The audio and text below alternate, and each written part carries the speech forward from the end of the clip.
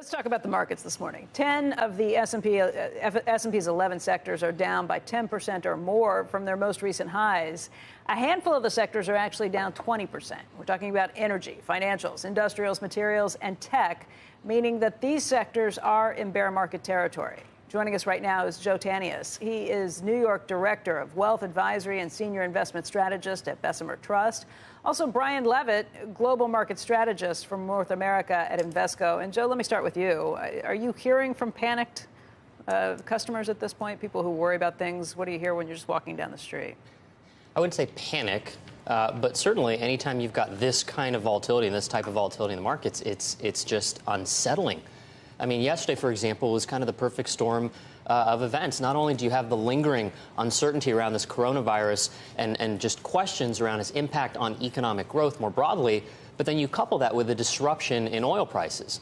Of course, not only on the demand side as a result of weaker demand from the coronavirus, but of course now the supply side.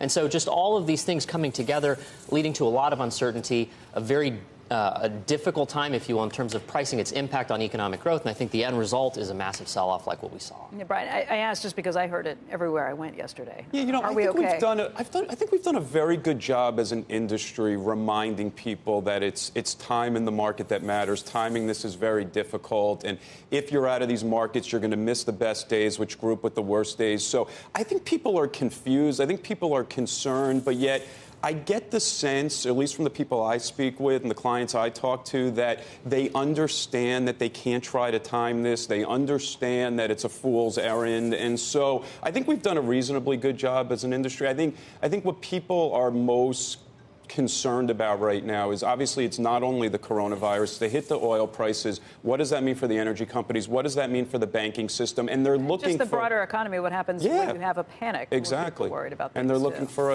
for you know, the reason markets are up this morning is because you're getting a response from the administration. They're looking for a better response from the medical community and looking to see what the Federal Reserve does. And that's what makes this challenging. It's really a threefold approach that we're waiting for. This isn't, you know, December 2018 or February 2016, where all we needed was the Federal Reserve to back off its tightening stance. Do you think the industry's done a good job preaching the lessons of diversification and rebalancing? Because to me, this is a classic example of why you want to have that diversification. You look at the performance of municipal bonds, you look at the performance of corporate bonds coming into this week.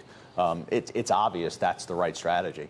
Right, it is. And, you know, I mean, investors have been putting a lot of money in bonds really since the global financial crisis. I mean, you've seen a couple of $1 trillion into bond strategies over the last 10, 11 years. So when we use the cliche that this is among the least loved bull markets on record, it's not just a cliche. Money has been there. So I think, you know, investors are probably better positioned for this than they were at other points when the euphoria led to significant equity exposure.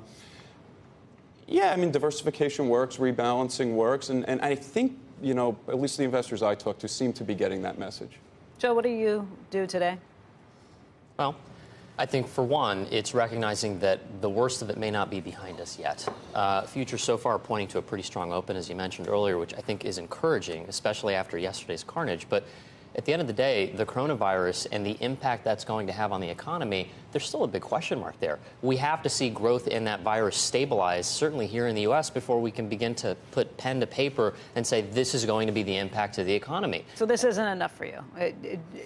Because there's too many unknowns, and you would not wade back in right now. There are too many unknowns. I do think, however, to kind of comment on what you just said right there, is do take advantage of these pullbacks in the market, recognizing you're never going to time it perfectly, but this is an opportunity to put a little bit of money to work. To the extent you are sitting on some dry powder, take advantage of these pullbacks. And when you are putting that money to work, we have not seen the suggested shift from growth to value. That just didn't happen during this sell-off, and people believed that it would. But this emphasizes, once again, the premium valuation that you should pay for the mega cap technology names, the Amazons, the Microsofts, and Apple. Are those the places that you're identifying as a first opportunity? I mean, I think we're going to be in a growth market, growth-driven market for a lot of the rest of our lives. I mean, you would need value-oriented parts of the market need a catalyst. And that's not to say when we bottom here and we get back to a stabilization in economic activity that value-oriented parts of the market might outperform for a brief period of time. But